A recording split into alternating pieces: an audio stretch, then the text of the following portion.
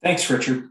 I didn't go anywhere a minute ago. I just stopped my video, which I'm going to do again. That way, all the bandwidth, both my technical bandwidth and my attention bandwidth can be paid to presenting, and I won't be distracted by, and nor will anybody else be distracted by what I'm doing, where I'm looking, or what's going on around me. The course, this is a new course, Zoning and Introduction. Sarah had originally thought of having us teach Planning and Zoning and Introduction, which is one of the most basic courses we teach in the Division of Local Government Services in the Local Government Training Program.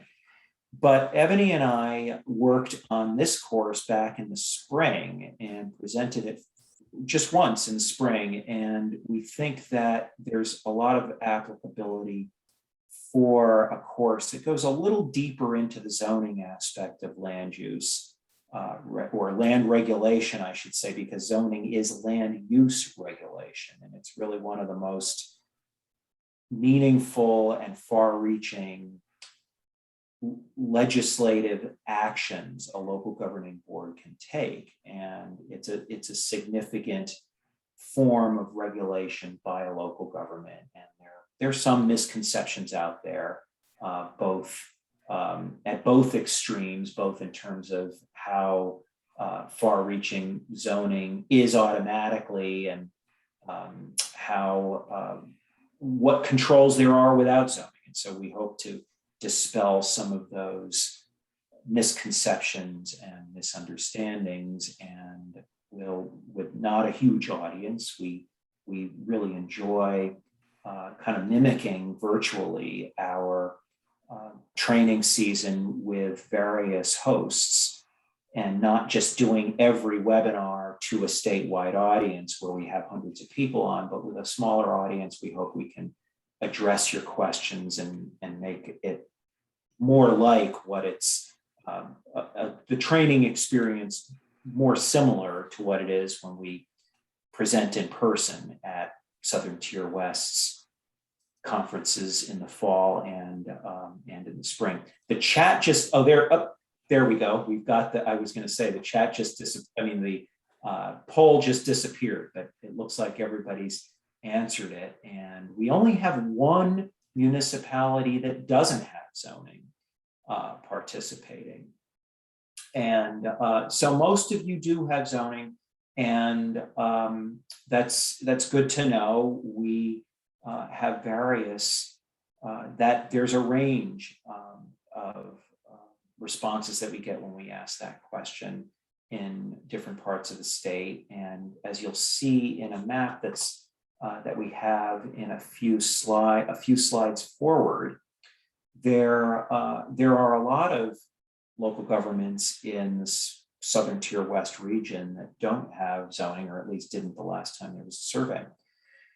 So we'll just start by asking, and you probably know a lot of the people who are in this course, who are on the webinar, have represent municipalities that do have zoning. We hope this course will give you perspective and ideally help you improve upon your zoning if you have it already. But why do local governments enact zoning? The first reason is the most basic reason and the most historic reason is to keep conflicting uses separate, so that the effects of certain uses don't conflict with nearby neighbors. So you don't have light or heavy industrial operations close to residential uses, for example. And then some of the additional reasons, probably more recent reasons for local governments enacting zoning, is to preserve community character. And I think that's one that's really important to a lot of people, especially in these recent decades. There's less industrialization. There's been a lot of deindustrialization. So the the effects of industrial uses are not quite as present in our communities as they once were.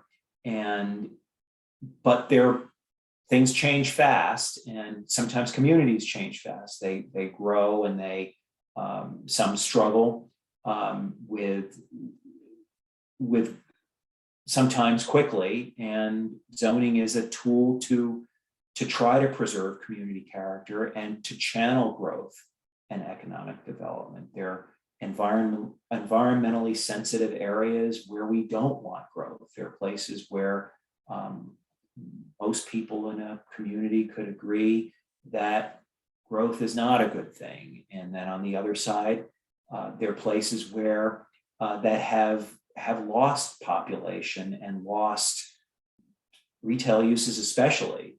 And I think a lot of people in various municipalities, one person said to me last night, she's very concerned about the potential rezoning of a greenfield site right on the Hudson River in an area north of Albany, where in a community that has a lot of vacant commercial land. So why there's a proposal to build high density apartments on a site right next to the river that has not been developed, and there's a wetland present that accommodates some of the floodwaters if the Hudson River is high. And the argument there was, why not redevelop the vacant commercial land instead of converting green space to and paving over it and building on it. And I think that a lot of people could agree with that perspective. And an additional reason zoning is often not thought of as being a tool is to preserve land for farming, to maintain the affordability for farm operations, because when subdivisions occur and land is cut into smaller parcels, the value of the land goes up. Those parcels are more expensive per acre when they're smaller than they are when they're large tracts. So farming in many respects land is kept more affordable when the lot size is maintained, when large lot sizes are maintained. And a lot of the time, sometimes it's the farming community that resists zoning because there's some fear that they'll be restricted, that farm operations, zoning might get in the way of farm operations. And we have ag and markets laws to preserve the ability of farm operations to persist without being burdened by zoning. But zoning can really, if used correctly, be a benefit to farming. And I hope that maybe some of you will write into chat, maybe the person who represents a municipality that does not have zoning can suggest some of the reasons you've heard why zoning is not a good idea, why there's resistance to zoning. And these are some of the reasons: that it inhibits growth, it's an infringement on property rights. When you pass a zoning law, you need more boards. If there's more maintenance in the municipality, it's more government.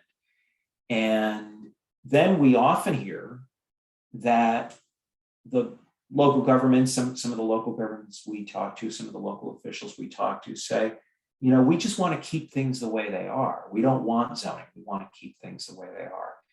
But that last one is, these are all reasons we hear, but certainly if you really want to keep things the way they are, then zoning can be a tool to accomplish that. And if you don't have zoning, then there's no real tool.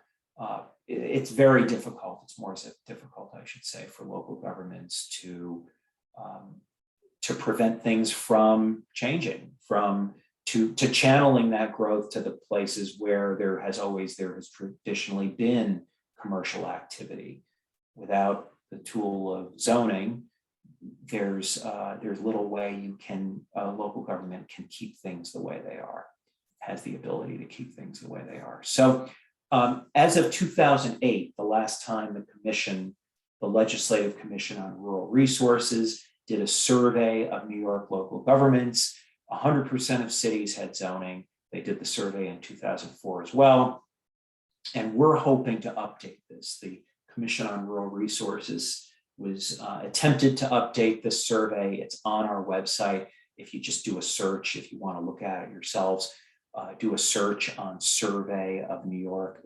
Land Use Survey of New York Local Governments is probably the easiest way to find it. We have a new website, and some people have found that the publications section is a little cumbersome, a little harder to find publications than it used to be, and we're trying to change that for the better. But we have that survey on our website, and villages, government doesn't move that fast. And well, it was just 4 years this time.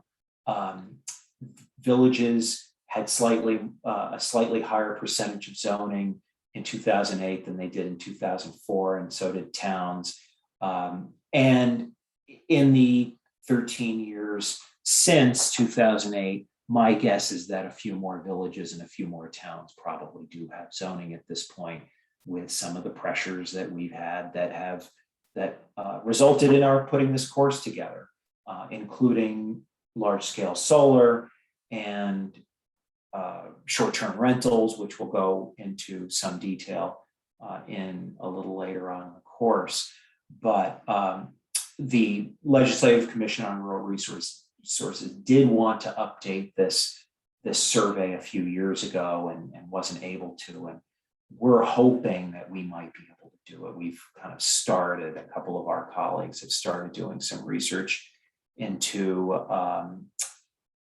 some of these survey questions, what municipalities might have gotten zoning or dropped zoning. I think that's pretty rare that a local government, I think that's one of the reasons there's some resistance to zoning. They feel like once we pass it, we'll never get rid of it.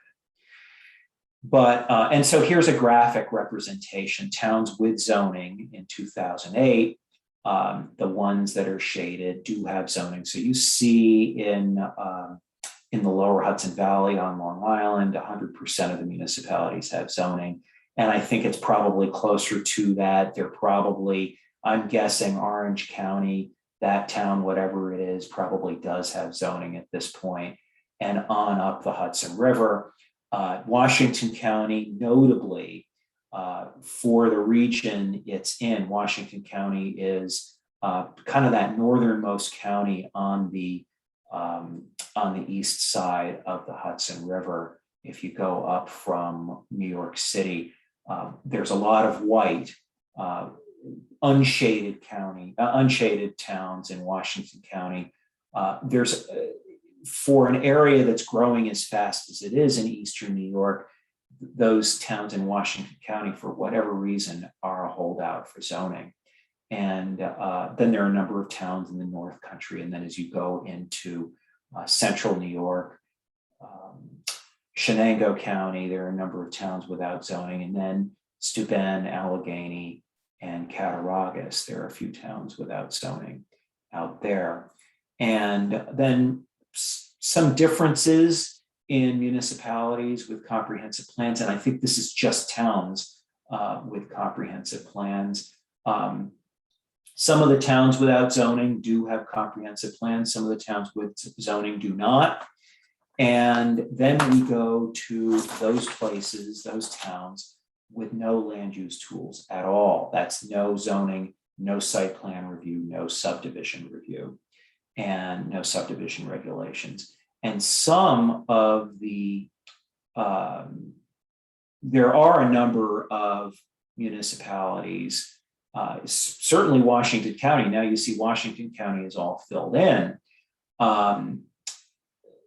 have site plan review and or subdivision regulations.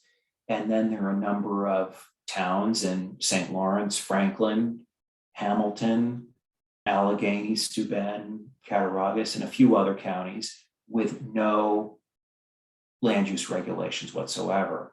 And site plan review, as we'll talk about in a few minutes, site plan review and subdivision regulations are a little more difficult. They're a little more challenging to administer when they're standalone laws than when they're used either in conjunction with zoning or when the subdivision regulations and or site plan review are part of zoning, the zoning regulations. You have a kind of a comprehensive land use law, which is increasingly common across the state and elsewhere. But if your municipality, if your town just has site plan review or just has subdivision regulations, that's something, but there's still limitations on what those laws can do without zoning. So I am going to mute myself here, and I think Ebony can just Ebony, are you going to be able to, maybe I'll just continue forwarding the slides. That's something I didn't think about before we started. Yeah. I'll just let you know when I'm ready to advance the slide to move on. Okay, sounds good. Okay, so Seeker is an information gathering tool that local boards are able to use to mitigate the impact of a proposal that may be before them. It'll mitigate the impact of that proposal on the environment. So that's what Seeker is used for. It is a information gathering process. It is a tool meant to make sure that any kind of development that you allow in your municipality does so without significant harm to the surrounding environment. And it's not intended to stop a project. We hear that sometimes, and we've heard of that being how some folks have chosen to use Seeker, but that is not the way it is intended, and it should not be intended. It's not legally intended to operate that way. So again, it's an information gathering tool meant to mitigate the impact of a proposal that's before you on the environment. You do need to complete Seeker before making a decision on an application. So if you have a site plan, which we'll get into what these are in the next few slides, but if you have a site plan application or a subdivision or special use permit, if you have an application before you, and you'll need to do Seeker, but Seeker needs to happen or needs to be completed rather before making a decision on the application. So you do Seeker first, then based on what you've come to understand about the proposal through Seeker, you then make your decision on the application. Seeker is not intended to replace good planning. Again, it is just one of several tools that you can use to, again, make sure that you're allowing developments in your municipality that, or really doing your due diligence when you receive proposals for development in your community. So it does not replace good planning, nor does it replace local zoning procedures. And we'll get into that a little bit shortly. And again, it just requires the board to go through Seeker first before they actually make a decision on the application, with the understanding that they now have more knowledge to make an informed decision about that proposal that's before them. So the way it works is you'll receive an application, right? And like I said, it'll be a site plan, a subdivision, etc. And your first step is to classify the action. You'll classify it into one of three categories. They are type 1, type 2, or type 3. Type 1 is when you have type 3, Ebony, I'll just interrupt. I'm sorry, I meant unlisted. Sorry. Type 1, type 2, or unlisted, excuse me. Type 1 is when is an action that is likely to have a significant adverse impact. And there's like a brief listing of those, and we have those are available on our website and Seeker, under Seeker, and we also have a variety of resources on our website that you can look at to get that information. But just for our purposes now, it's just a large project that is expected to have a significant adverse impact. It could be the construction of a building that will disturb maybe an acre of land or more. Type 2 is an action that has minimal or few adverse environmental impacts. And one thing I'll just go backwards a little bit to say is, whatever development, whatever proposal that's going to be before you, it will have an impact. It's just a question of to what degree. So whether it will be significant, whether it will be adverse, whether it will be negative. and to what degree it will be any of those things. So a type 2 action will be something that has very few or very minor impacts. That could be the construction of a commercial building that's less than 2,000 square feet or less than 4,000 square feet. And that's that. If you have a type 2 action, again, because it's so minor and because the impacts are expected to be so few, that's where you can end seeker. So if you categorize an action and it turns out that it's in a type 2 category, you can stop seeker right there. As long as you document the process that you've gone through to that point and put the, where you've ended up and that it's a type 2, you put that in the record and then you're done with seeker, and now you can go on and decide it on the actual application that's before you. And then the third category that I just called the third category, type 3, it's actually called unlisted. And like it says, it's just that the action itself is not listed among the other two categories. So it's not listed under type 1, not listed under type 2. These tend to be very large and complex projects. And like, for instance, it may be a project that disturbs over 5 acres. It's going to be a large project with a large and likely significant impact. So after you have categorized the action, you will then, if it's type 1 or type 2, meaning those two types that continue to go on where seeker does not end yet, you will establish who the lead agency is. And usually that's the entity with the most authority over the application. So if you have a site plan application before you, and in your municipality, the planning board decides on site plan applications, then in this particular case, the planning board would likely be the lead agency because they are going to have the responsibility of making a decision on that original proposal. The next step is to review the application, reviewing the environmental assessment form. We call it the EAF. And that form is another tool as part of this process that helps you to determine the significance of any adverse environmental impacts. Again, it's just a tool that will help the lead agency to make that determination as to whether it's significant. And what you'll end up doing is kind of making a positive declaration or a negative declaration. So a positive declaration would be that, yes, there are some very significant adverse environmental impacts, and we need to do further study to determine what they are and how they can be neutralized or mitigated, or there aren't many or any significant adverse environmental impacts more than, that would require us to do more study. So we'll give it a negative declaration. Those are your only two options, a positive or a negative declaration. If it's a negative declaration, seeker ends right there. If it's a positive declaration, you go on to the environmental impact statement. That is what we call an EIS. The EIS provides information that the lead agency will use to then mitigate those adverse impacts that you've already identified. After you do that, after you do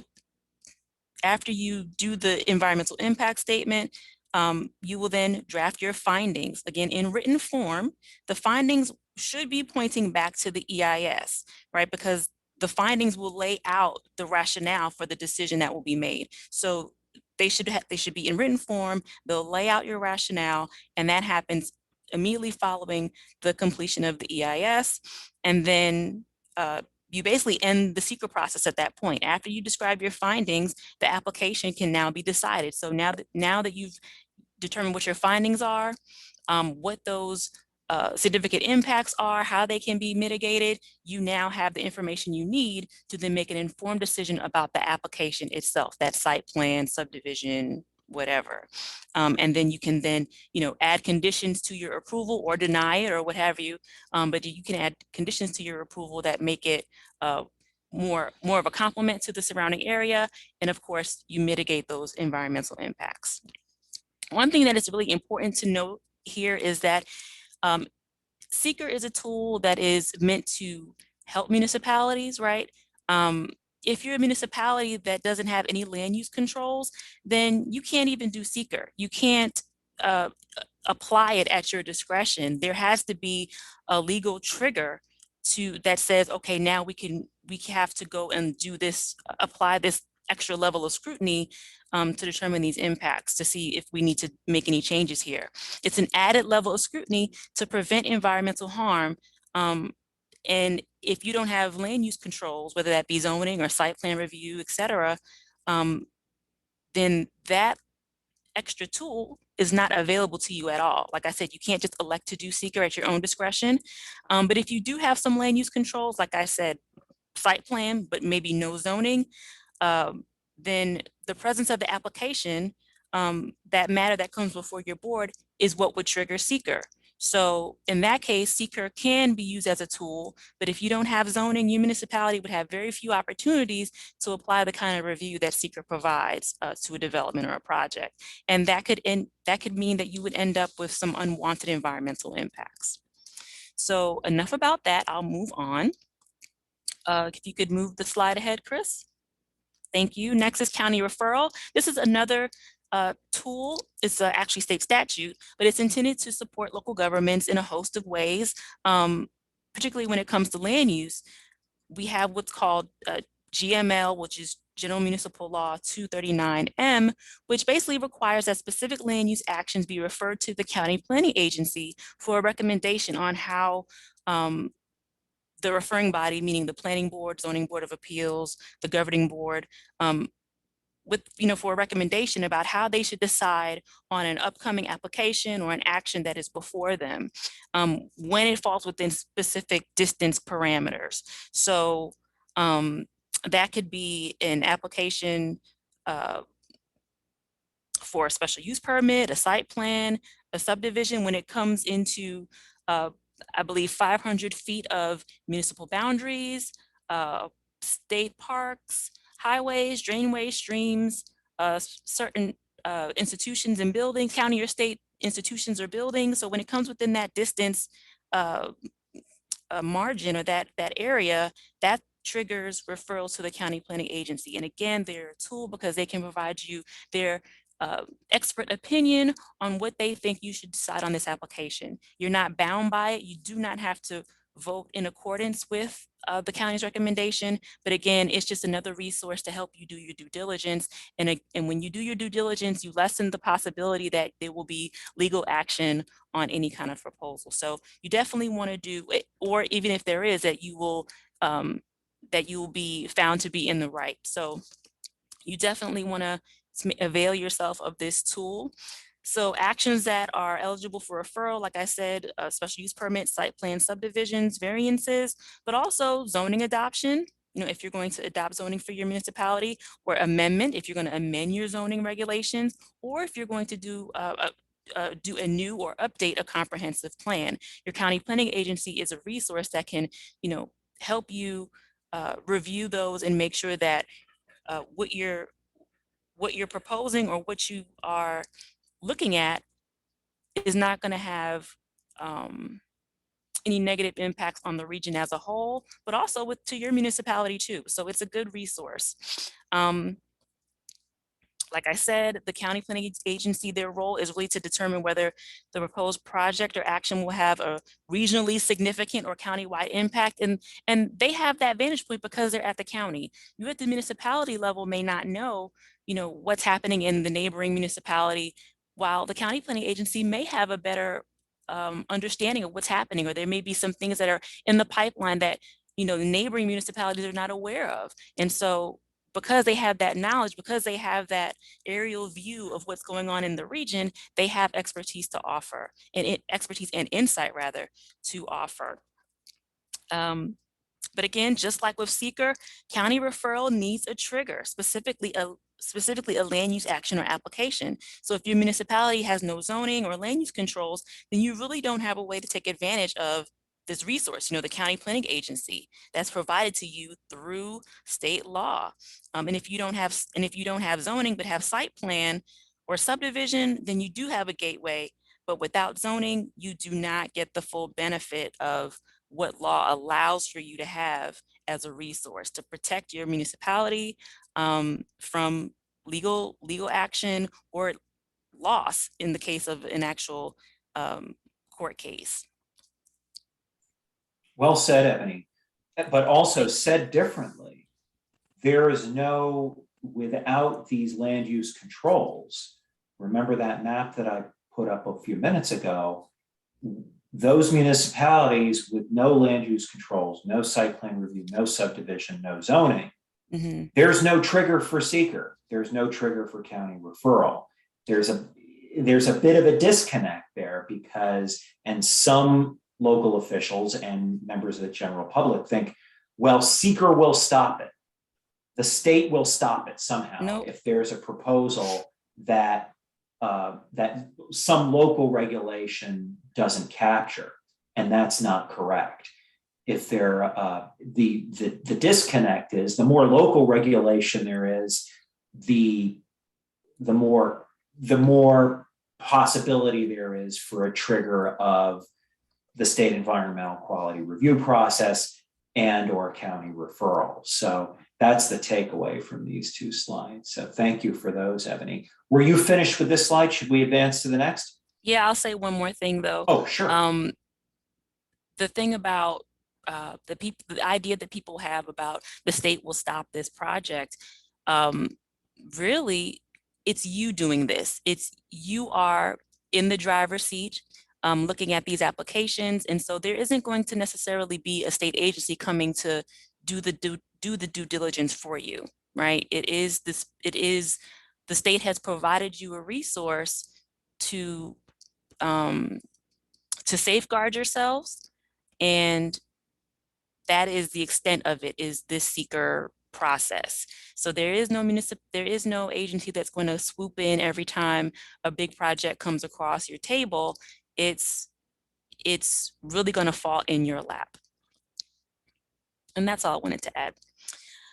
So before we dig into zoning, let's take a look at a few non-zoning land use tools. You can go to the next slide, Chris. Subdivision. The subdivision review is one of the key land use tools that municipalities use to provide for its own orderly growth and development. Subdivision is basically the division of a parcel of land into lots, blocks, or sites, and with or without streets for the purpose of maybe a sale, transfer of ownership, like a donation of land, or for development. The object here is to create buildable lots, or in other words, lots that would be suitable for development, right? You want to carve up this parcel so that it can be brought into commerce, right? Suitable for development. So as a result, subdivision regulations are focused on the layout of the lots themselves and the non-building improvements that will be installed to serve them. And those could be like roads, utility infrastructure like water, sewer, electric, etc., or even open space. Municipalities do not have to enact the subdivision law or ordinance in order to do subdivision review, because the authority and general requirements and procedures and all of that are dictated by state law. So you have, even if you don't have any regulations of your own, you do have the authority and you do have some parameters to work within when it comes to subdivision review, because it's been provided to you by state law. However, it is best that the municipalities have their own local subdivision regulations so that you can address matters that are not covered by the state, but are important to your own municipality. So if there's some, you want to have more open space, and so you want that to be a part of every subdivision or every type of subdivision over a certain size, then you can make sure that that priority is incorporated into your regulations and therefore implemented when subdivision applications come before you, so that every approved subdivision now has, over a certain size, now has open space to a certain degree. So again, it's just an opportunity for you to customize that law and make sure that it matches the priorities that you have locally. Next slide, please. Another non-zoning land use tool is site plan review. Now, site plan review is basically the analysis of the uses and layout of a proposed development on a single parcel. The object here is to make sure that the proposed development is safe, compatible with the surrounding uses that may exist there now, and has a minimal impact. And this is done by making sure that the development complies with regulations, but also looking at things that are, the term escapes me, but you want to look at other things beyond what is referenced in your regulations, things like traffic circulation, things like lighting, landscaping, even fenestration, which is a fancy word for windows. Those are things that you can look at, and that's more of like design guidelines, but those are things that you can look at that will that can really dictate whether whether a development really fits in with the neighboring developments, and whether it even matches your comprehensive plan goals. And we'll get into the comprehensive plan stuff later, but site plan is really a key tool that can help you achieve many of the goals that you may have as a municipality, as evidenced in your comprehensive plan. The site plan review can be applied to many different types of uses, everything from single family homes to a large shopping mall or a distribution center. You don't need zoning to execute site plan, but it does work better with zoning. And so we always encourage that, that you have both. We have witnessed some municipalities that have site plan and they attempt to use their site planning as if it were zoning, and they're two very separate things. And I had this conversation with someone just last week, as a matter of fact, and I won't get into all of the details, but at the end of the day, there was a development that that was probably going to have some significant impacts, and she wanted to ensure that it was not in this location that it was proposing, because there was going to be some impacts on the residences in the area. But they didn't have zoning. All they had was site plan review. And so being the bearer of bad news, unfortunately, I had to tell her that no, site plan review, with that, you were just looking at the layout of the property, and you can, tweak the proposed development as needed to make sure that it complements and aligns well with what's already in the area. But you cannot dictate anything having to do with the actual use that will be happening on that property, because that is the purview of zoning, and you don't have zoning. So unfortunately, you don't have that authority. So they work best when they're together. So just keep that in mind as we move on, folks. Next slide, please. So although both subdivisions and site plan review can certainly help municipalities to exercise some control over how their land is used, they both stop short of the kind of control that you can have with zoning in some very fundamental ways. And this slide just describes a few of them. Subdivision and site plan review will not allow you to establish minimum lot size or provide for maximum lot coverage. I mean, these are dimensional requirements that you will have in zoning, height limits, setbacks, those types of things. That's something that comes along with zoning, but is not provided for in site plan review regulations. That's just not the function of what those other types of land use tools are intended to do. So this is really the purview of zoning. Determining permitted uses, restricted unwanted uses, again, the purview of zoning. And they work best when they're together. I think the biggest ticket item here is really determining, which uses should be allowed where. And just by my example, I hope you get the idea of, why that's different and distinct from site plan review. Without zoning, just about any use can be located anywhere, which unfortunately isn't usually a problem until it is. It works fine until something is proposed to come or has already set up shop, and people are up in arms about it because they think that it's noxious in some way and is infringing on their ability to enjoy their property. Well, without zoning, you don't really have any kind of authority to make decisions about what happens on that property, unfortunately. And those are times when everyone's kind of in a panic because you don't have a way to limit those negative impacts. And again, this is really the key benefit of having zoning. Next slide. Unfortunately, planning is more often than it should be reactive rather than proactive. And we'll give some examples of what you're saying, what you're suggesting here, Ebony, in a little while, in the next couple slides. So next we'll jump into the topic of zoning. Next slide. So what is zoning? Zoning regulates use, density, and the placement of structures on a parcel. It divides an area into different districts that each allow for specific activities or uses, choose which term you want to use. And it has standards that developments must conform to achieve a particular vision that the community has set for itself. And that vision, that particular vision that your community has set for itself comes from usually your comprehensive plan, and the zoning that you have the zoning that you implement as a result of that comprehensive plan really has within it, with all the regulations, with all of the requirements, it has within it the vision of that your community has for itself in the future. Like, it's the zoning is the execution. I mean, it's going to be the execution of all of those goals, the zoning and the site plan review regulations. Those are the key tools to bring your vision to life.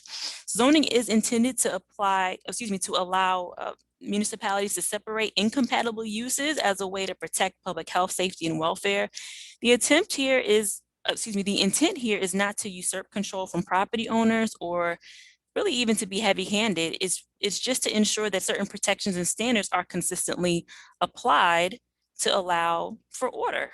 Really, that's all it is. It's just making sure that that we can all enjoy our properties, our individual properties, in the manner in which they were intended, without infringing on other people's rights to enjoy their own property, and that everyone has the same protection and everyone has the same procedure and process to go through to,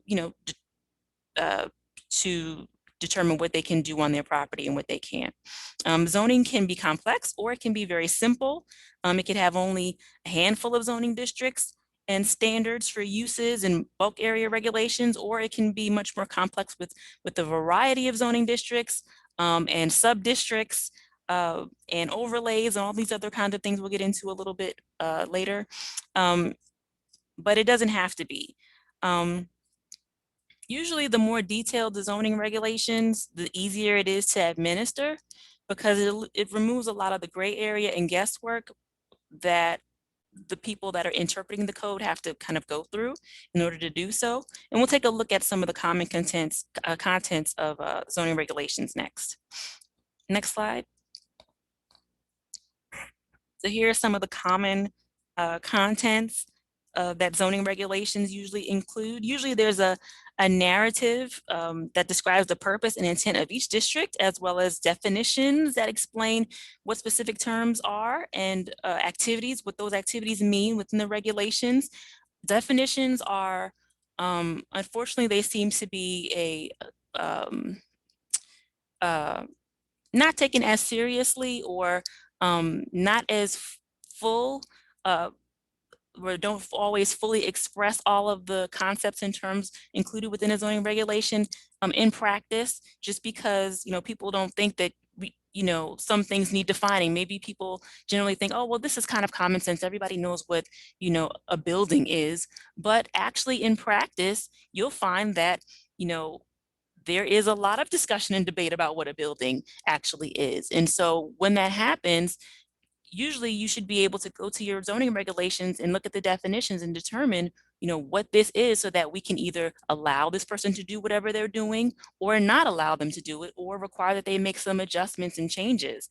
And again, it's all about the ease in which you can interpret those regulations. So definitions are extremely, extremely important, and they will either, if your terms are well defined, then you will have less of a headache. If they're not, or they're just in general just absent, then you'll have a bigger headache further down the line. They also include a map, usually a land use map, that shows the community with the districts, with all the zoning districts overlaid on top of it. It also includes a schedule of uses, which lays out all permitted activities that are allowable and where they're allowed. It'll include bulk and area standards that lay out the sizes and where buildings can be placed. And this may vary from district to district, but it'll show, where the buildings can be placed on those lots. And keep in mind, this is not to say that the regulations will say that you must place a building here or there.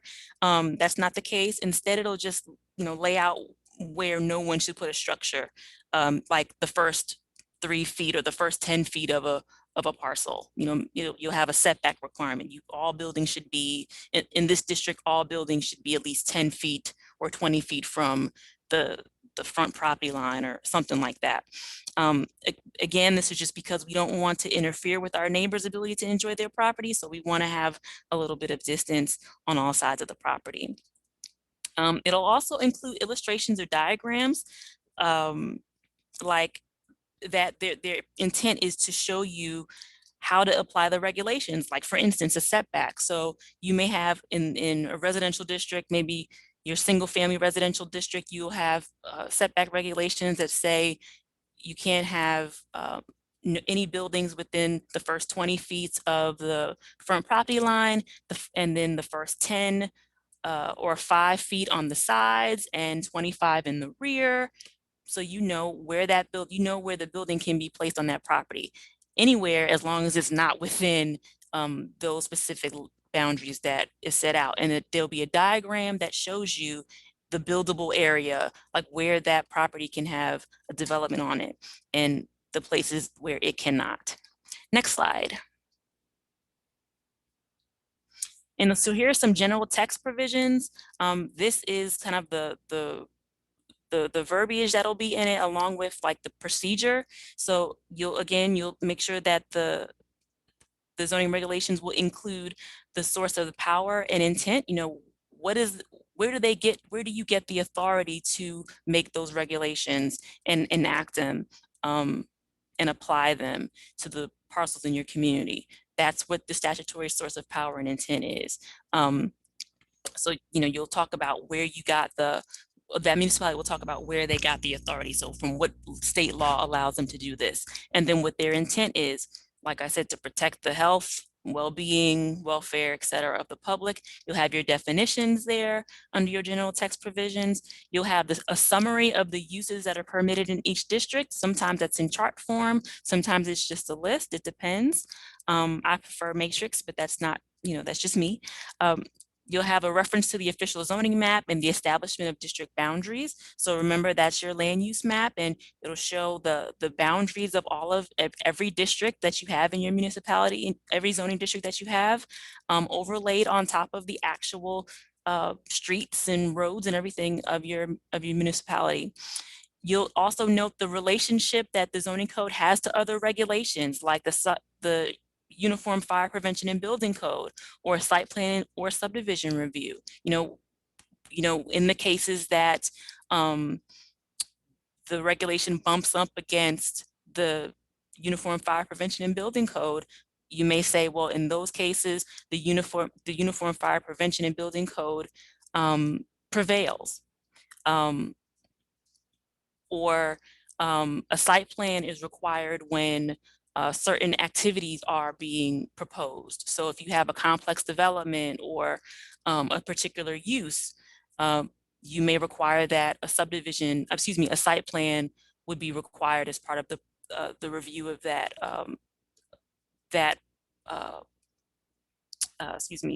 use. You'll also indicate the administration and enforcement of the zoning regulations. Who is going to administer? Who's going to apply these? Who's going to interpret them? Who's going to make sure that they are enforced when there's violations of the zoning code? You're also going to include any application and permit fees. And I'll just leave that at that. Some municipalities I've found don't do that because if you want to change them at some point in the future, it makes it a little bit more challenging to do so. But you certainly can put fees in the text provisions. And of course, any saving or severability clauses, which basically mean that if anything in the zoning code is incorrect or illegal, that can be ignored, but everything else that is legal still applies. So those are the typical text provisions that you'll see in a zoning code. And I think, Chris, the next slide is yours. Yes, thanks, Ebony. And every time I see the severability clause line, I think of you're asking me in one of our Department of State publications, or maybe it's one of the courses, it's referred to as a separability clause.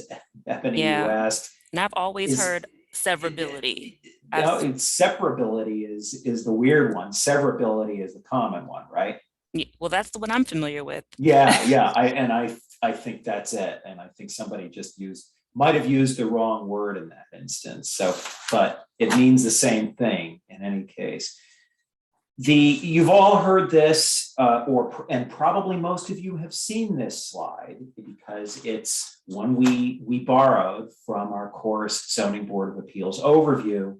And it's just to say that zoning, if you have zoning, you must have a zoning board of appeals. And the zoning board of appeals functions as a quasi-judicial body. It's something like a court. It's a buffer for aggrieved applicants between the decisions of the zoning enforcement officer and New York State Supreme Court. So it's where you go if you are aggrieved by the enforcement official before you go to court. And the earliest zoning regulations in New York State had something like a zoning board of appeals. And in an early case, a 1925 case in Oneida County, the court said the property of citizens ought not to be placed in a straitjacket. And the ZBA, the Zoning Board of Appeals, is not a threat to zoning, but it's there to save zoning. And what to take from this is that if your local government has a zoning regulation, the reason you have a zoning board of appeals is to provide that flexibility if it's needed. I said to a group of people a number of months ago, we were talking about preserving large tracts of land from development and how zoning could be used. And I suggested, and I made a reference to this early in the course, if large tracts of rural land, very rural land, are kept intact, that's a really good way of preserving, keeping land from converting farmland and forest land from the conversion of open space. And in planning school, we learned that large lots are not great things because we're dealing with the degree is often urban in regional planning. So in urban areas, smaller lots make sense, but in very rural areas, smaller lots don't really make sense. Big lots do. So you have hamlet areas and rural and villages in more rural areas. And in those places, in those locations, smaller lots make sense. And somebody said, well, that's a taking if you don't let people subdivide. If you have too big a minimum lot size, couldn't it be seen as a taking? Well, there's a zoning board of appeals to consider that. So you must have a zoning board of appeals if you have zoning, and it's there to save your zoning regulations, not to undermine them. Certainly if your zoning board of appeals is doing its job properly and following the statutory tests for granting area variances and use variances. But, and here we have a few slides. We're going to get into a little more detail, and Ebony touched on some of these subjects earlier. If you are regulating setback and height, you are zoning. So we don't have anybody like this on in the webinar because most of you have zoning in your municipalities, but every once in a while we come across a local government that says, or a town, it's not usually villages, but towns, where somebody says, no, we don't have zoning. And then they start talking about height limits and setbacks and lot coverage. Usually it's setbacks. And then we say, well, that's regulating dimensional requirements. And that's a function of zoning. Do you have a zoning board of appeals? Some of them do have some kind of board of appeals. Maybe it's just not popular. Sometimes we hear people talking about the Z word like it's a bad thing, where zoning is really not a popular topic in a rural town, and the local government has what they call a land use law, or it's site plan review, but it contains components. It includes components of zoning, and it doesn't matter if you don't call it zoning, but it's functioning as zoning, you should have a zoning board of appeals. And I'll stop there on this. There are a few more points to make that are related, and maybe we can make them here. Regulating dimensions of signs is also a function of zoning. It's not land use, but it's a function of zoning. And this big sign in the photo you see on the screen happens to be in a town with zoning. It's not the Wild West. It's a town that actually does have zoning, but there was a location in town. It's like a kind of a recreational zone, I believe. It might actually be zoned industrial. I did check this when I put the course together, and now I can't remember. It's either recreational or industrial. So there's this big sign, and that's okay. Like it's not like if you pass a zoning law, all things like this are totally precluded, or all uses are totally precluded. There's one of our former colleagues used to say, he had a line, there's a place for everything and everything has its place, or something like that. But if there's a regulation in place that meets the description on the screen here, a board of appeals is necessary as a means of providing possible relief. So if you restrict the size of signs, that's you need some kind of board of appeals. Even if it's only signs, you need a board of appeals for that. Or else an aggrieved applicant could potentially challenge your law. Nobody's going to come in. The Department of State certainly isn't going to come in and say, your law is invalid, you've got to rewrite it. We might warn you that there are provisions in the law that could be challenged. But if somebody actually comes along, an aggrieved applicant comes along and challenges a law that functions as zoning, even if it's not called zoning, and there's no zoning board of appeals, the local government could find itself with a law that's invalidated. And there is an example, I think it dates back to the 70s, and I think it's called Friendly Hillside Motel versus the town of Brunswick, in which the town of Brunswick adopted a law, a sign law, and it regulated the size of signs. And the town called it a sign law, did not refer it to the county planning agency. When the law was adopted, the town board did not refer, under General Municipal Law 239M, did not refer the law. And somebody challenged the law, and the town said, well, this is not zoning, this is a sign law. See, it's called sign law. And the court said, we don't care what you call it, it regulates size. And so it has components of zoning.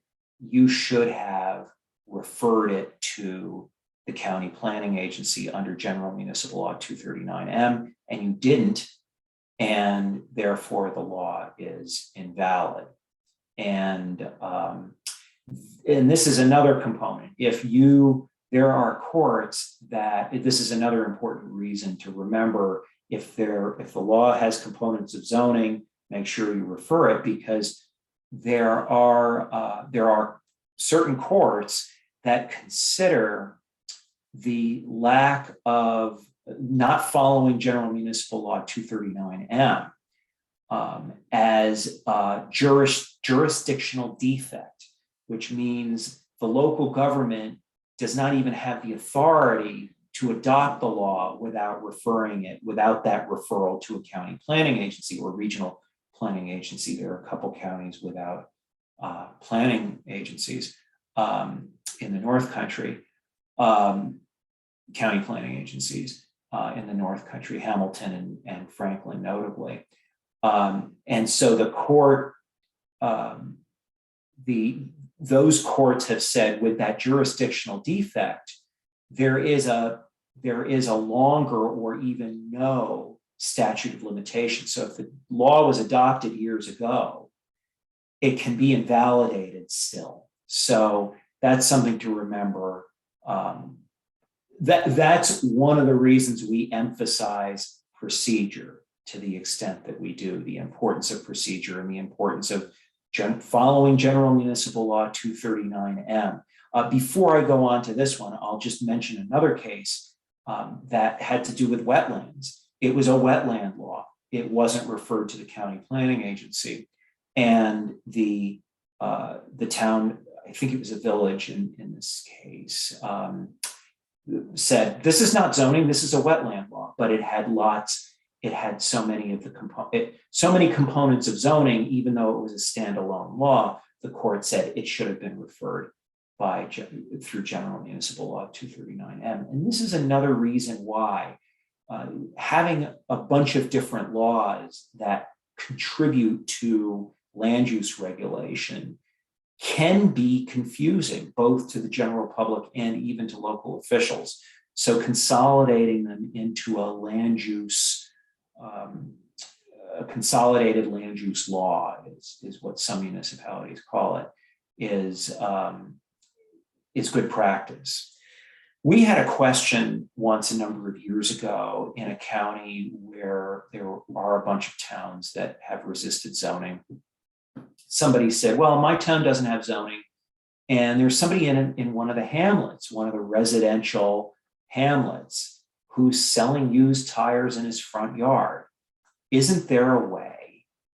Isn't there a state law that prevents that? And this is our refrain of this course.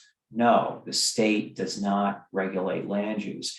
I think we did a little research and found there's like a threshold where if somebody is managing tires that are in the thousands, then DEC regulations kick in.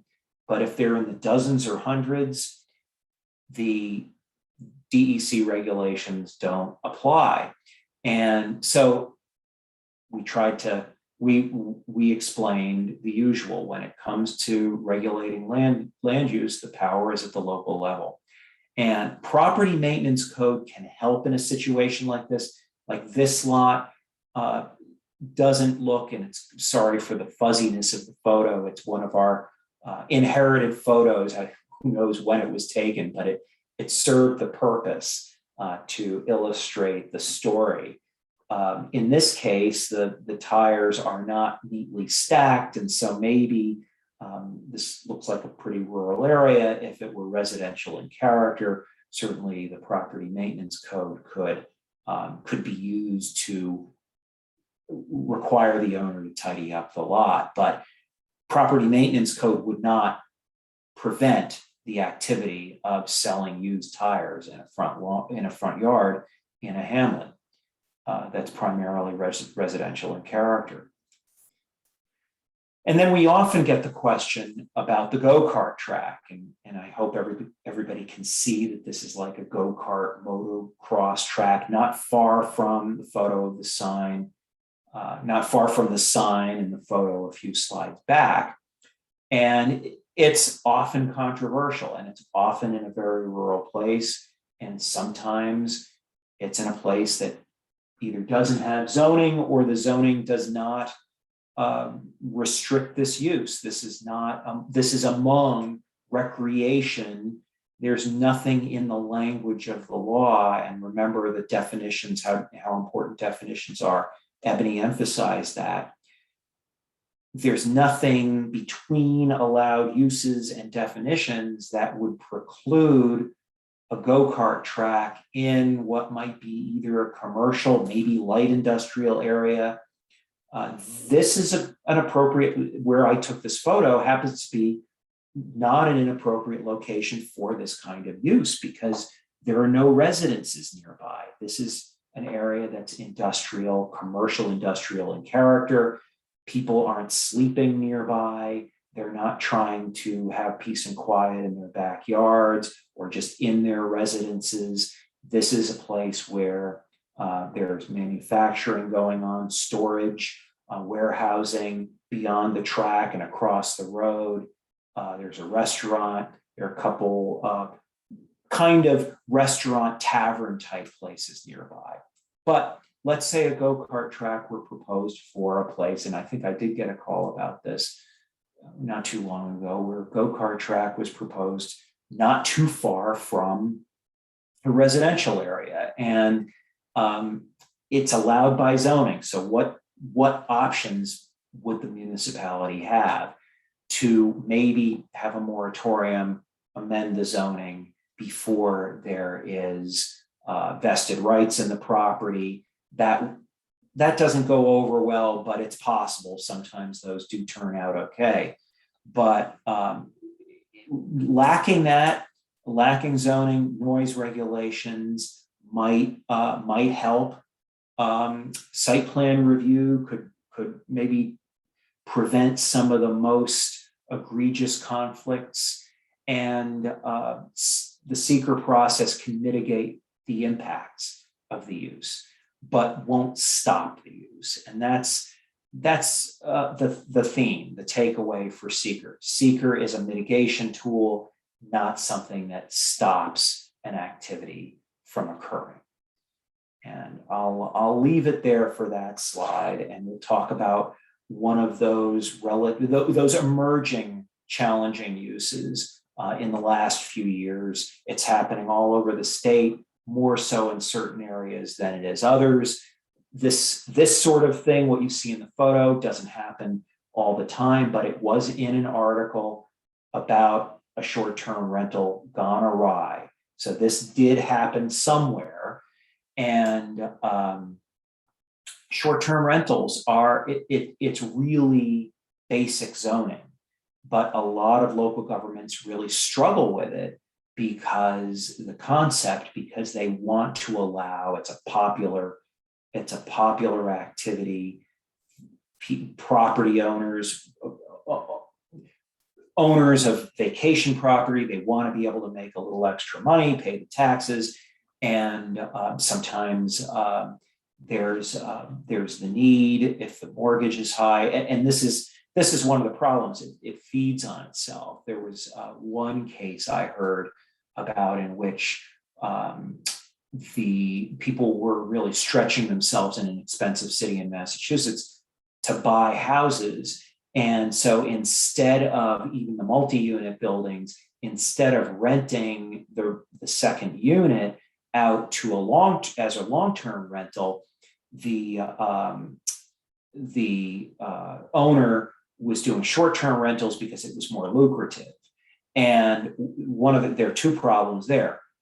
Lack of affordable housing, that cuts down on the availability of rental units in general, and it creates a speculative market for short-term rentals, which is essentially, it's very similar to motel and hotel uses. That's a commercial activity occurring a lot of the time in a residential area, and that's how local governments that want to rein in the use might look at it. But without zoning, that is a difficult thing to do. And if you don't see it in that way, if your zoning doesn't approach it in that way, and really tries to be very permissive, and we've seen in a few municipalities, they've been very permissive with short-term rentals, and they've gone back to the drawing board only a few years later to revise their zoning to rein in the activity a little bit. But certainly a noise law alone won't stop the activity. It can help licensing for short-term rentals, and we have a course care of Ebony's authorship that was we put out last year on short-term rentals. So I'll stop there. We could go on about it, but I feel like we should pick up the pace because we've got a lot of material yet to cover. And certainly distribution centers, large-scale distribution centers, which are often go to very rural locations because of the cost of land, and in very rural locations. In older zoning laws, these were called truck terminals, but now they're called distribution. So we have a few of those examples where we call them truck terminals in our courses. But distribution centers, large high cube warehousing facilities is another term that's used often. These uses, They find very rural locations not too far from interstate highways to locate. And you might think about where in your town, whether you have zoning or not, something like this is most appropriately located, and plan proactively for it, because there might be certain places where you really wouldn't want one. And these, of course, site plan review, special use permit for something like this would trigger the seeker process, but the seeker is not going to prevent one of these things from being built. It will, and it will prevent, it'll mitigate the effects to the adverse effects to the environment if done properly, but only your zoning can really determine where in your municipality something like this would be located. And I think it's back to Ebony at this point. Yep, I'm here. So here is an example of a simple breakdown of zoning districts. Essentially, there is one district here for each of the main zoning categories. You see there's an agricultural district, rural residential, hamlet residential, commercial and industrial. Like, these are just very simple districts. There's not multiple levels to each category, meaning there's not a, light commercial, medium commercial, heavy or intense commercial, a heavy or a light industrial. It's just one level. And there really aren't many or multiple layers to deal with. Like I said, like a commercial C1, 2, or 3, etc., where the intensity of the permitted uses increase as you move from level 1 to level 2 to level 3, and so forth and so on. This is pretty straightforward, pretty simple. Next slide, please. Thank you. Again, we have an example of a municipality with only a handful of districts.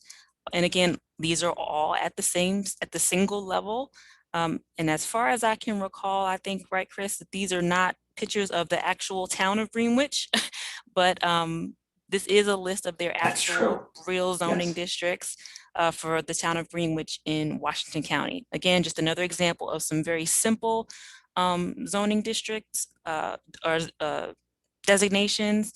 Again, you don't have to have a complex, convoluted, or even lengthy or multi-tiered set of zoning districts. It can be very, very simple.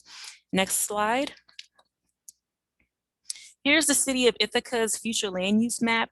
And this is a city, but there really aren't a lot of zoning districts here either. It's a city, it's not a village or a hamlet, but there's only a handful of districts. There's what? 2 residential districts, a low density and a medium density. There's an enterprise, which I would assume is the commercial designation or the commercial district. Urban mixed use and waterfront mixed use. Looks like there's some residential and commercial mixed with that. And it's just, they have mixed use in 2 places, the waterfront and in the urban, which is more likely the core of the city. Environmentally sensitive districts. There's not a whole lot going on here, and this is a decent sized city. So it just shows that zoning doesn't have to be extraordinarily complicated to establish order or organize activities across the municipality. Next slide. Next slide, please. Oh, I think I moved to town of Red Hook, right, Ebony? Yep. So here's an example of a municipality with a few more layers. And this might seem complicated with multiple layers in certain districts, and especially compared to the last few that we looked at. But what this does actually, when you have zoning that has multiple districts or larger categories of districts and then sub-districts within that, that might seem kind of convoluted, but it's meant to serve a purpose, right? And so what it actually does in this case, in the town of Red Hook, is it allows them rather to accommodate more uses that may be more intense while still preserving space for those uses that are less so. So that's where you see the rural development 3 or in rural development 5, that probably refers to the acreage. So the size of those parcels in that district, residential 1, residential 1.5, business 1, business 2. Again, you're allowing for there to be a distinction between the intensity of the uses when you have multiple districts within the same category.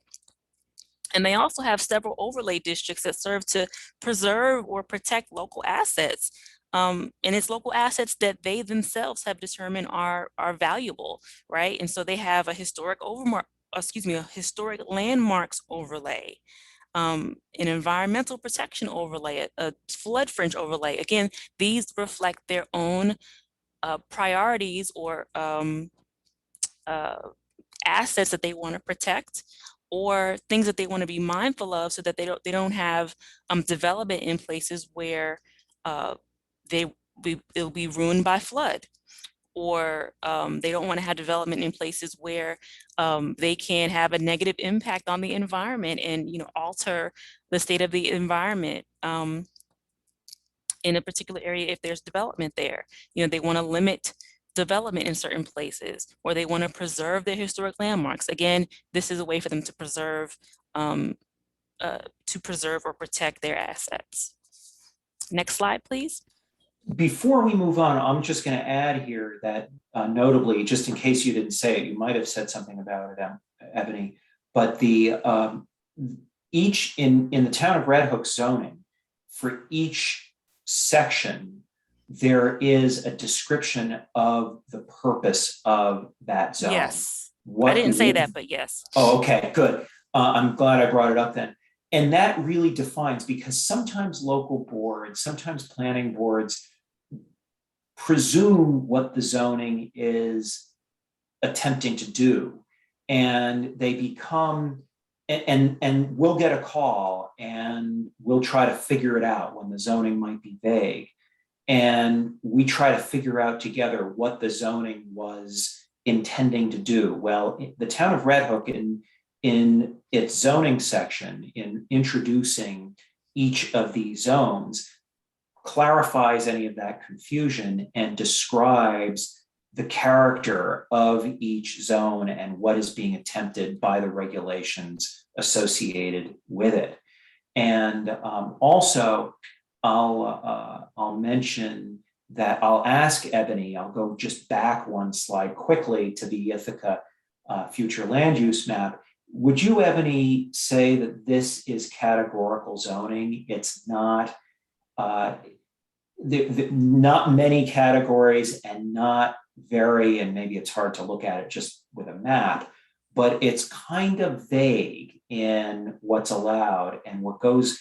The idea of categorical zoning, correct me if I'm wrong here, is broader categories of allowed uses, because what zoning is really after is not what occurs inside the building, but the impact on the surroundings. So would you say that this might be categorical zoning, Ebony? And of course, I'm drawing a complete blank. But I think, this speaks more to the districts. We don't have a listing of the uses that are allowed. Right, and that's really right, what categorical zoning is targeted toward. It's targeted toward the actual activities.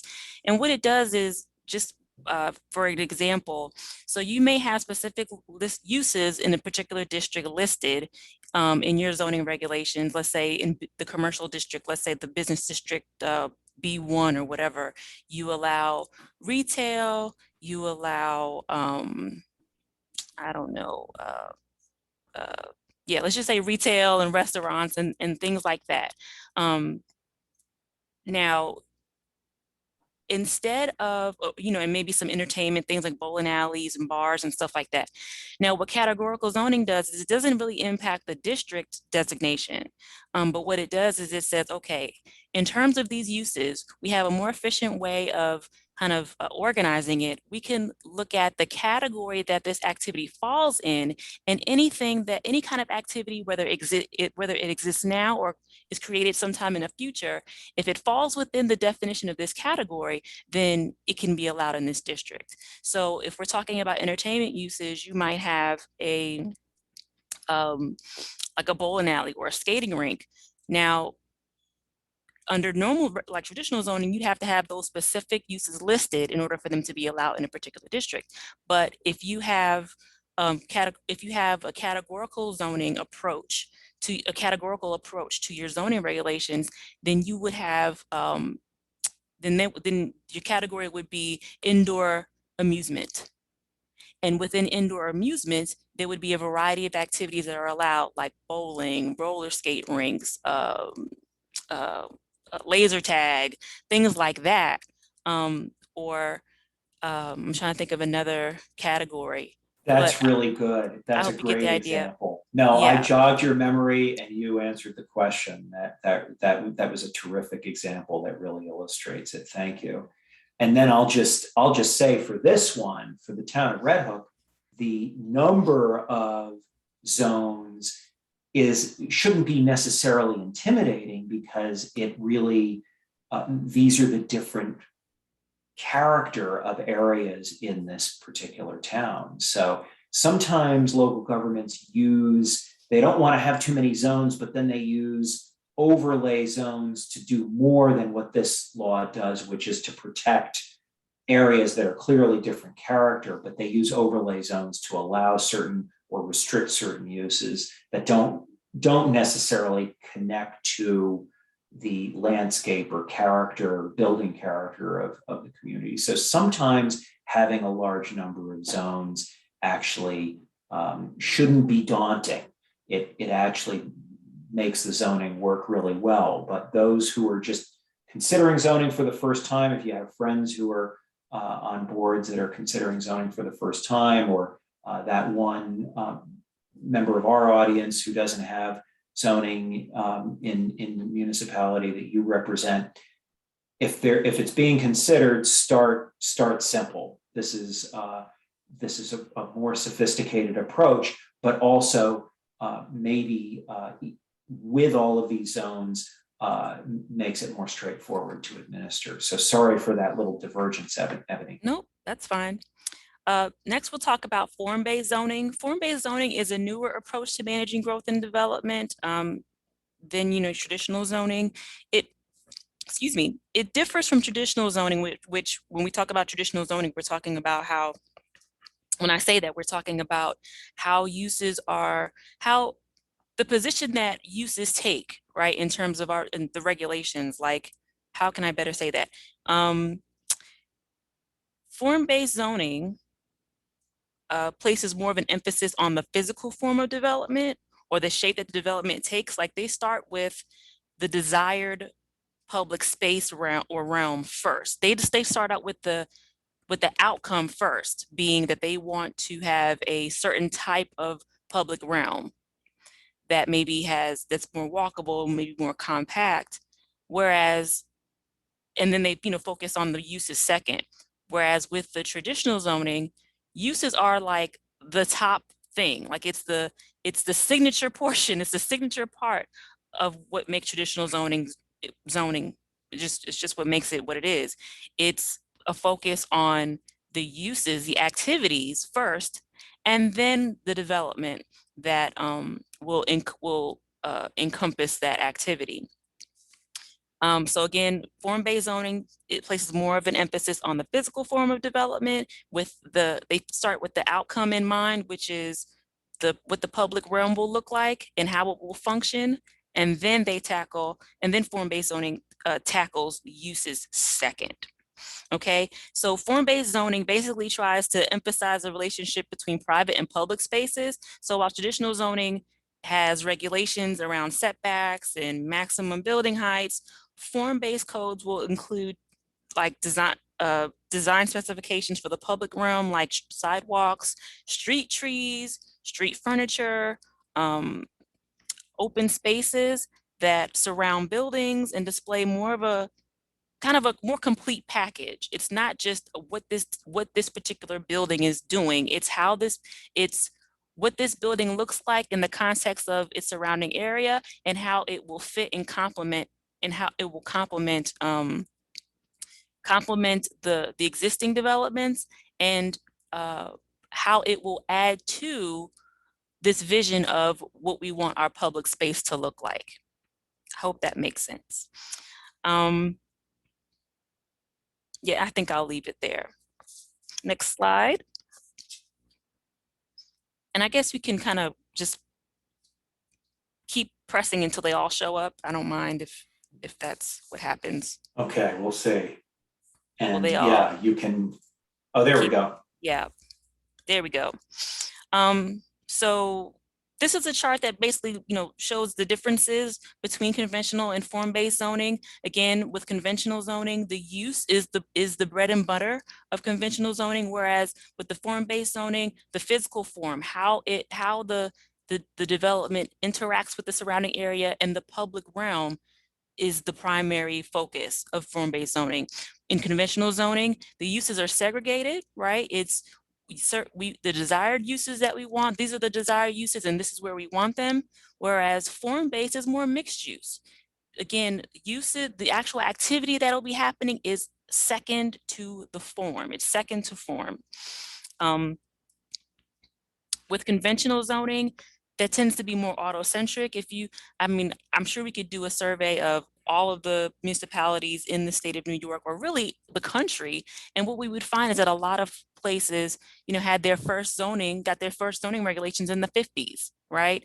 And what do we know about the 50s? That was a time where, highways were coming online and, we were becoming a much more auto-centric society. And so a lot of the regulations from that time period, the zoning regulations from that time period reflect that. And that's not necessarily the way we live today, right? We have cars and all that, but we're also interested in multiple modes of transportation. And so, and also walking, right? Having pedestrian-friendly public spaces. So that's how conventional zoning differs from form-based, because form-based, it's all about having compact developments and having walkable, pedestrian-friendly, safe, and pedestrian-friendly meaning pedestrian-safe environments. Conventional zoning is described as reactive and development-led, and that's absolutely true. Like even when we were talking about seeker and why it makes sense to have zoning and the tools that you can have, all of this stuff is, all of those tools that you have come into play when you receive an application. You are basically waiting for someone to propose a development before you act. Whereas with form-based zoning, it's proactive, it's community-led. Usually there's a collective vision for what that public realm should look like. And so the form-based zoning regulations lay out and determine what that realm should look like first. This is what we want to see. This is the feel and the effect that we want.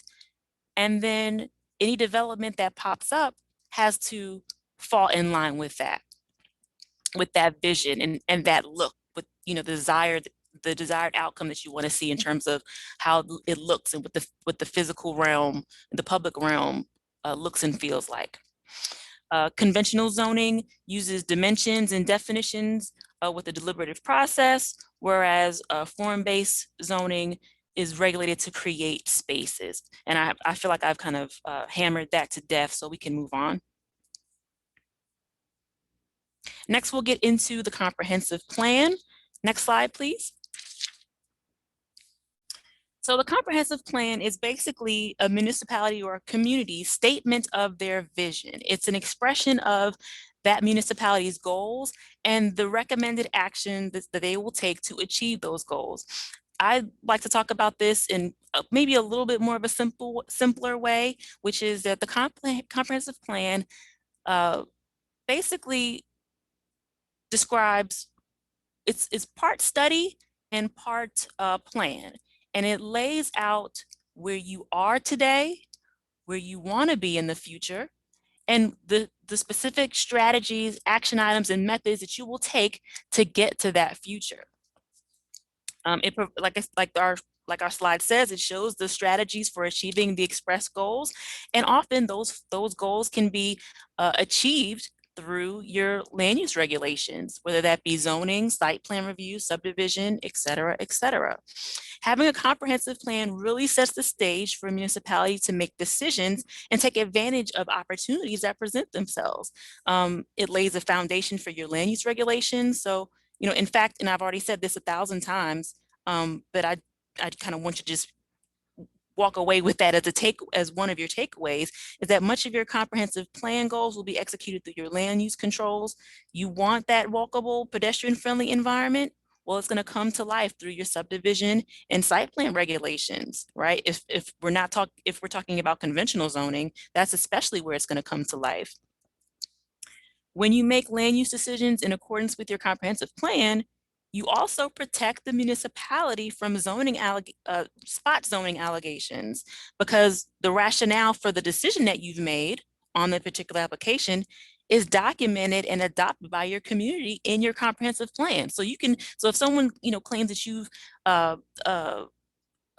spot zoned a parcel, and your defense can, especially if the decision is in line with your comprehensive plan, you can point back to your comprehensive plan and say, no, we're not spot zoning. Our comprehensive plan specifically lays this out as something that we want to see in the future.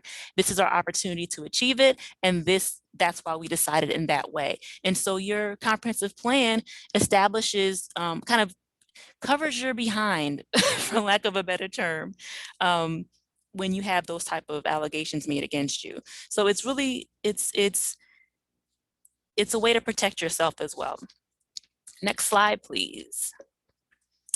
Zoning implements the goals of the plan. Again, I know I've personally beat this to death, but I'm going to do it one more time. It implements the goals of the plan through your current land uses and regulations, through managing growth patterns, basically telling development where it can and cannot go. In identifying and making space for investments that encourage economic development. And that could be things like utility infrastructure, indicating where you want and what type of water and sewer connections and infrastructure you want to see and where on your parcels as they are developed. And it also helps protect existing housing and helps make room and incentivize new housing. And zoning also helps set priorities for preservation.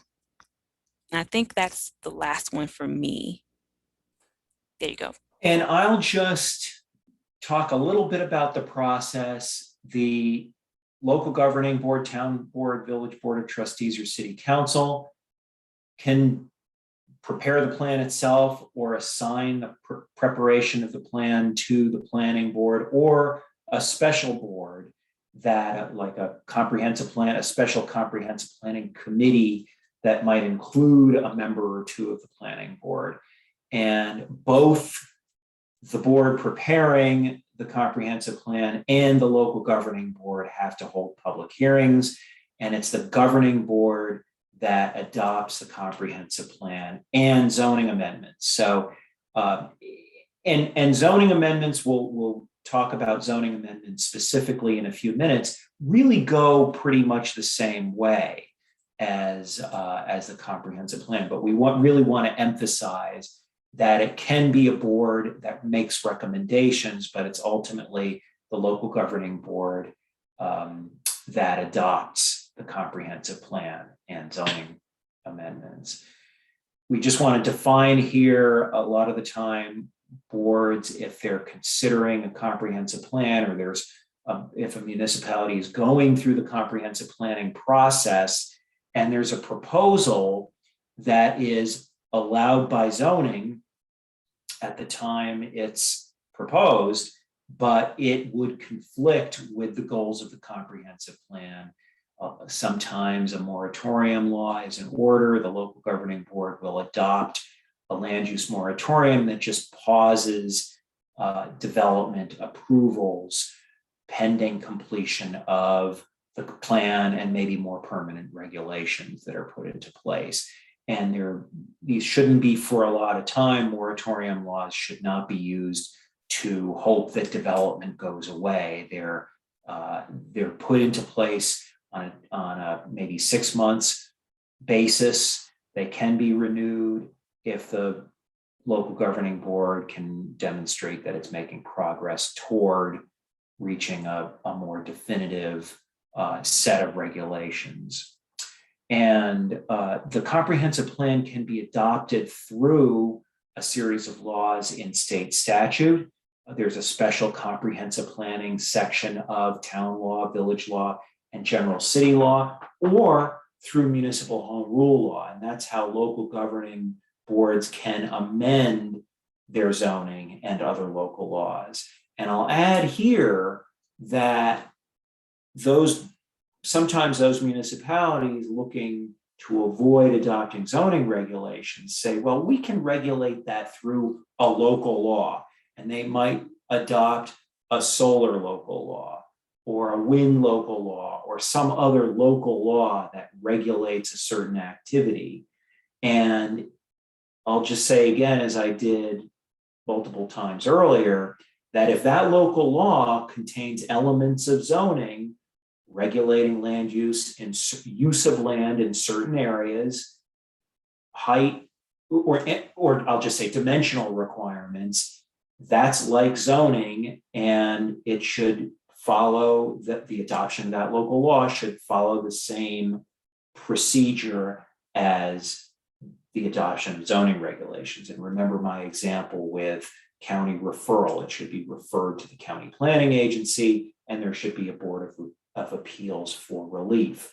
And again, a lot of local governments do this. They adopt local laws to avoid zoning because they want to keep things simple. But in many ways, it would be more simple to just put everything in a zoning regulation and adjust that zoning regulation accordingly and do with it what you want as a local government. So just a few slides quickly on adopting zoning for the first time. We used to present a course often called Adopting Zoning for the First Time, but we kind of phased it out because most of the emphasis was on amending zoning. And we have a revised zone. We have a course called Revising Zoning that I know we've given to Southern Tier West in recent years. But when you adopt zoning for the first time as a town or village board of trustees, town board or village board of trustees, they appoint a zoning commission, a special board that could be the planning board itself or a special board like the special board for comprehensive plans to study the question of zoning. And this should be kind of an unaffiliated, unbiased board.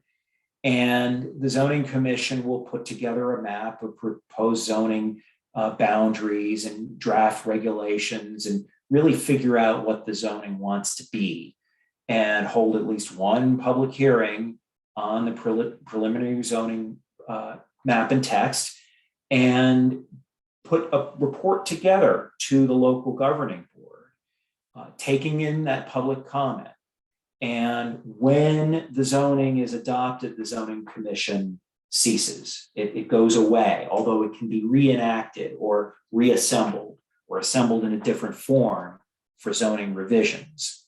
And public participation is key. If you involve the public early on, you'll avoid problems later on.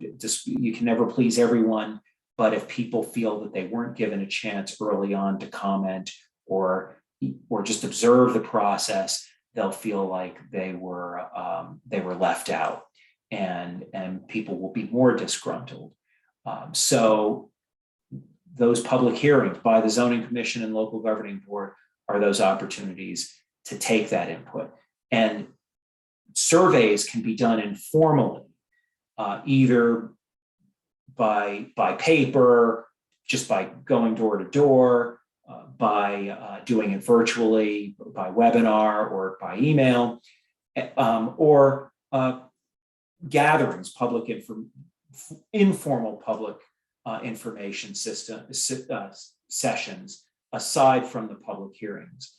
But zoning cannot be subject to a referendum. There are only a few in municipal home rule law and sections of village and town law. There are certain laws that are subject to referendum if you change the structure of your government, and for certain spending. I'll just say that to give that example and not get into it. But zoning can't be subject to a referendum. Those elements questions that are subject to either a mandatory referendum or referendum on petition. Of course, the referendum on petition question we're hearing a lot about is that concerning the opt-out of marijuana, of cannabis dispensaries and consumption sites before the end of the year. Boards adopt it, and they're subject to the opt-out is subject to referendum on petition. And but those elements, those questions that aren't subject to a referendum cannot be subject to a referendum. If they're not spelled out in law, then, and zoning is one that is not included, you can't say, well, we're going to have a referendum and let the voters decide. You can let the voters give you feedback, but ultimately it's the local governing board that decides. And the hearing notice, I'm not going to spend time on this. I think this is a familiar slide to people about public hearings. We'll move on to Ebony's slides about revising zoning, and we'll wrap up in a few minutes. And there I was talking and muted at the same time. Okay, we'll jump through these really quickly. So the question is, who will draft the revisions to the comprehensive plan? Well, that could be, even if we're talking about who's going to write the comprehensive plan, it could be the governing board, the planning board, an appointed board that the governing board puts together. The only thing that's required when it comes to the advisory board is that at least one of those members must be a member of the planning board on this advisory board. And so the same is true when it comes to drafting revisions. It could be the governing board, planning board, or another board, but the responsibility starts with the governing board, and it's up to them to delegate that responsibility to someone else. And usually it is either a planning board or an appointed advisory board. I've seen it be the planning board. And then whoever has a responsibility now to actually draft the revisions, they use the resource that they use some of the resources that we've talked about already, like the county planners at the county planning agency, but they can also use their municipal attorney. They could also use a consultant. Next slide, please.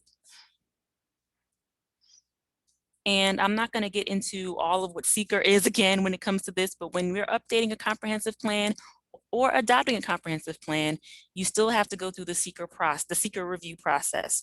A comprehensive plan, whether it's an update or a new one, it's going to generally be, well, not generally, it's always going to be a type 1 action because of its widespread impact, right? So it's going to be a type 1 action, and it's going to be likely to require environmental impact study. It's going to have a positive declaration. The governing board is going to be, so I'm skipping ahead of myself and getting tongue-tied at the same time. I'll step back and say that the governing board, even though they may not be the ones to actually do the drafting of the revision to the comp plan, they are the decision makers. They are the ones that will determine whether the comprehensive plan will be adopted or not. So they will be considered the lead agency. So the governing board will make the determination of significance and give it either a positive or negative declaration, and of course move on to findings and all of that. As part of its report, or did I get that confused, Chris? Did I mix that up? I'm wondering if I don't think I did. I think I had it. Say it again. Say it again. I'm sorry, Ebony. No, it's okay. So okay. The comprehensive plan is a type 1 action, and it is a type 1 action because of its widespread impact, and it is likely to have a positive declaration. So it's likely to have a requirement for an environmental impact study.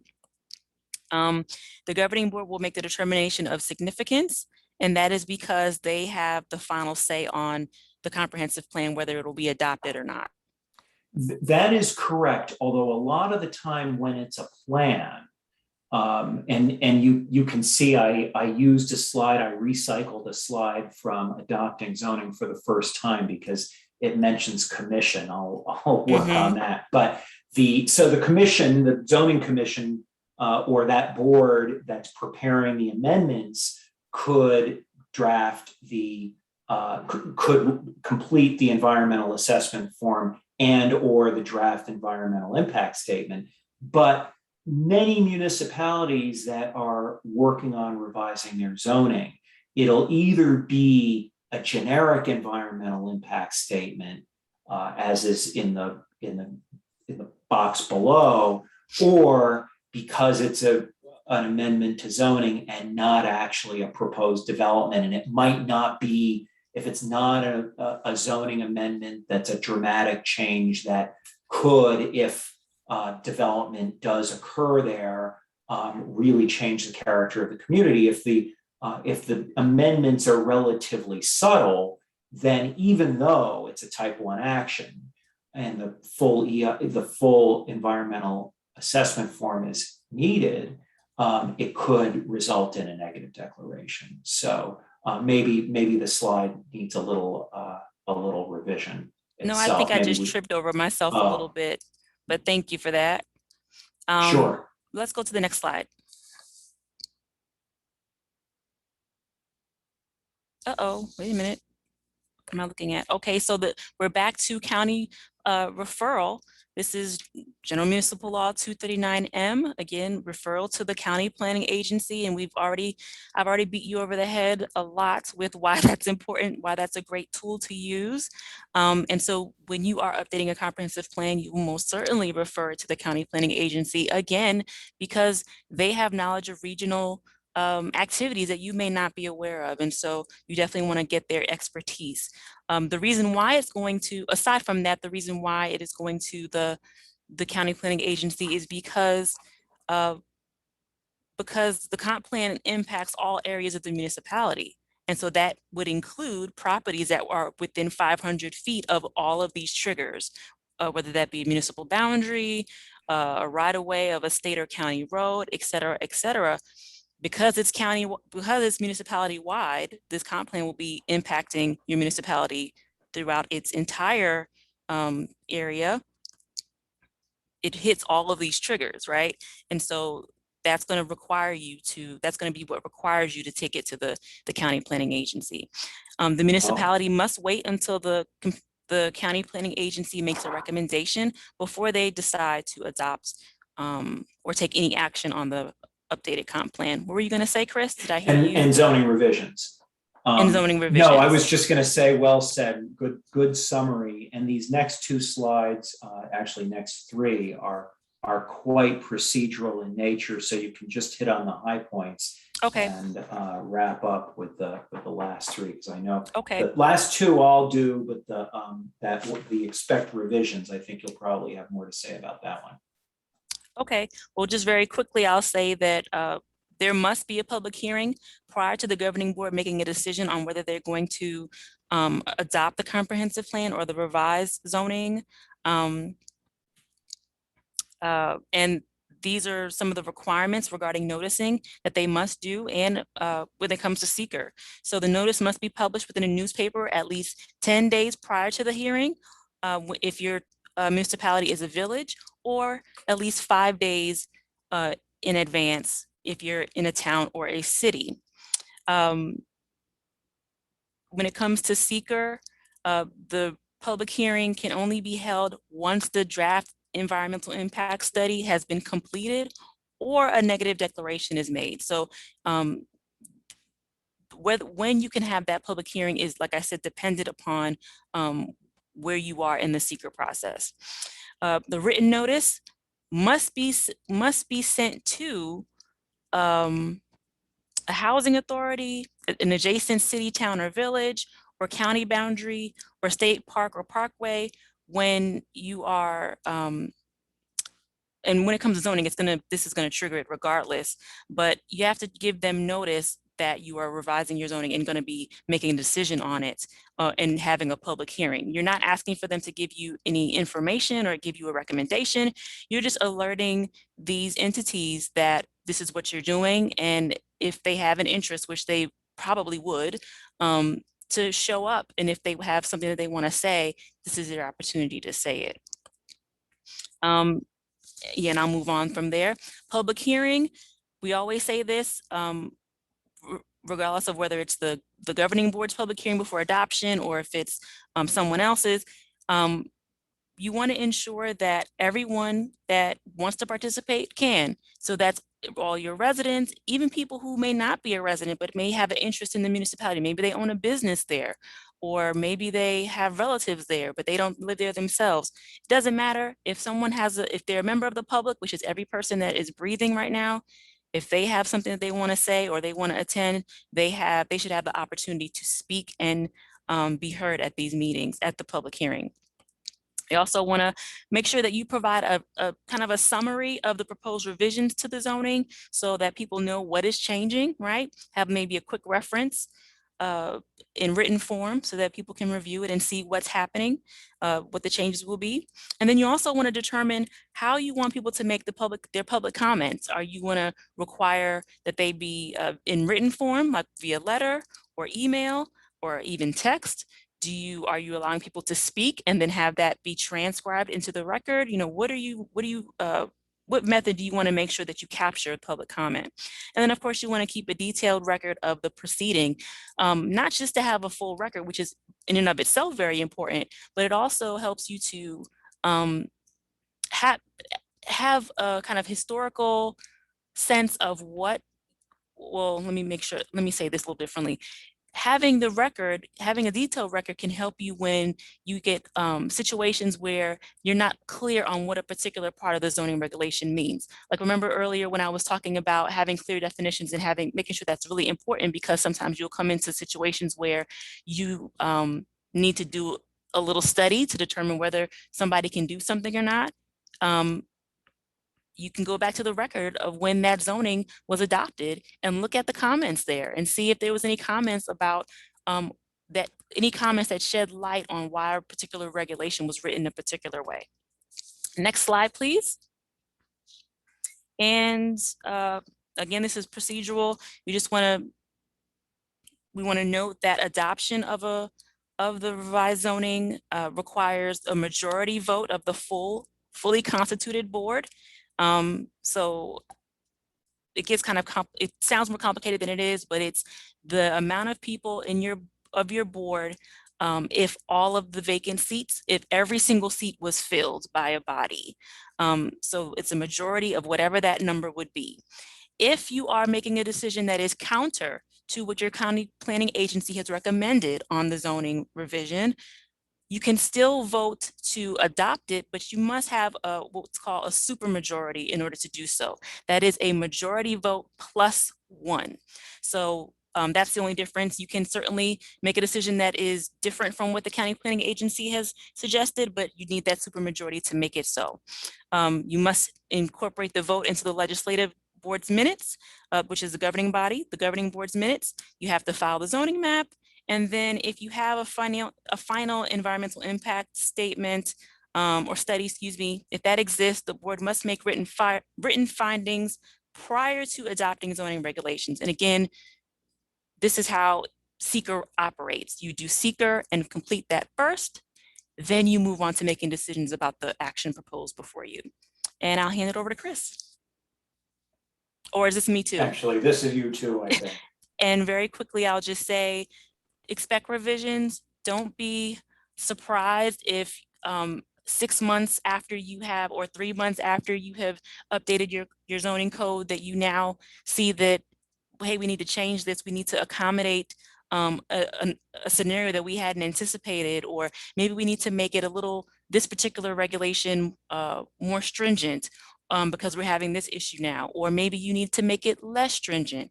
Maybe that was too harsh of a regulation or too harsh of a limit maybe that you've placed on a particular activity. And so you want to lessen the standard. It happens all the time. It's very common. Do not be surprised or discouraged. It's just how the process goes. You make your regulations and then you apply them in practice.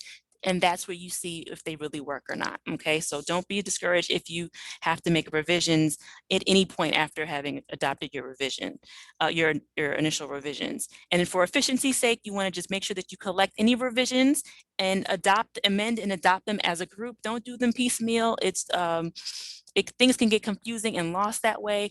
Just combine them all together, stack them up, and then do your changes all in mass, and then adopt it all in mass as well. And now I can hand it over to Chris. Yes, thank you, Ebony. In closing, we'll just make two really important points. Oh, actually, this one, I forgot about this one. Non-conforming uses are pre-existing legal non-conforming uses, which some people refer to as grandfathering. I prefer the more precise legal term. They existed. These are legal uses that existed prior to zoning, the enactment of the current zoning. They don't need use variances to continue, but they do need use variances to expand.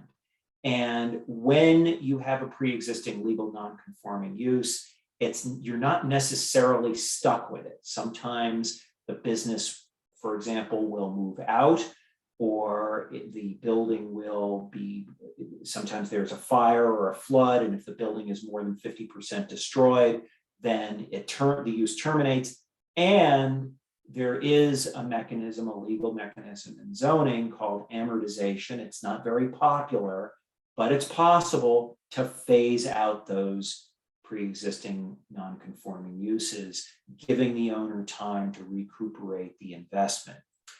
So just a little bit about non-conforming uses, and also some important components of zoning. And these 2 points, zoning, you often hear us and others say zoning runs with the land and not the owner. The facts of these 2 cases, which we cite in our special use permits course, are not as important as what's on the screen here, the actual statement by the court.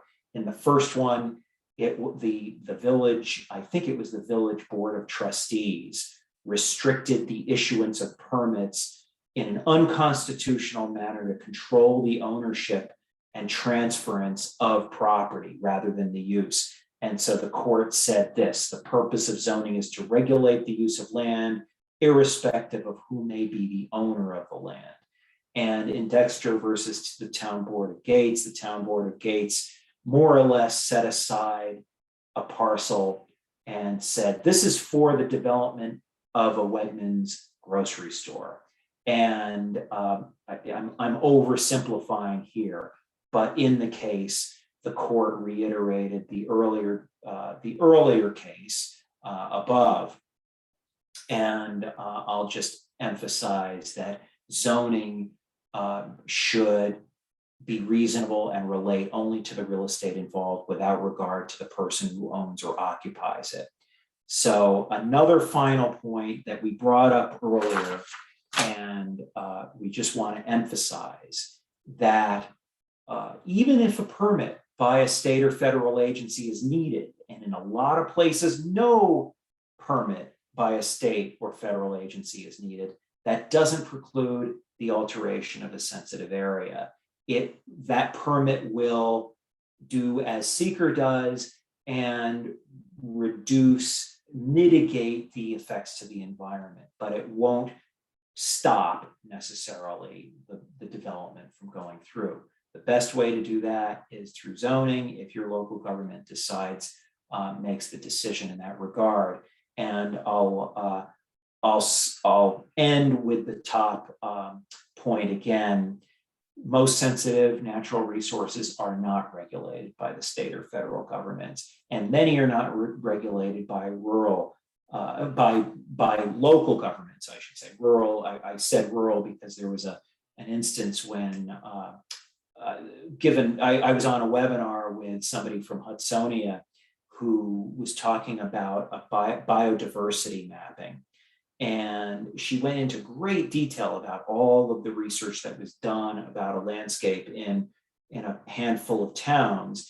and then, and just knew so much. There was so much known about these sensitive environmental areas, and then concluded by, and had suggestions for mitigation to protect these sensitive areas, but kind of concluded by saying there's no formal mechanism in these particular towns because they don't have zoning. So we're a couple minutes over here, and I did answer a question earlier. We'll stick around for a couple minutes if you need us to. If there are any further questions, but you can find us. You can just email localgov@dos.ny.gov. If you have any questions after we close out, if you think of any, you can email our general email address, and one of us or maybe one of our other colleagues will respond. Richard, are you still with us on the webinar, and do you want to wrap up? Or Yes, I am. Nope. Great. I'm good. You guys have done a great job. Thank you. And thank you for stepping in and substituting for Sarah. Give her our best, and we'll leave it there. You know where to find us. Everybody check out, note our phone number and our general email address, and let us know if you have any questions in the days and weeks to come. Good luck with your proposals in the fall, and we'll talk to you again soon. Yeah, and one last reminder. So we do post all of these on the website. So this should be posted sometime next week. And we have the archive of all the ones that we've done in the past. So thank you again, Richard. Thank you. Have no a good problem. night, Thank you, everyone. Chris and Ebony. Yep. Bye, everyone.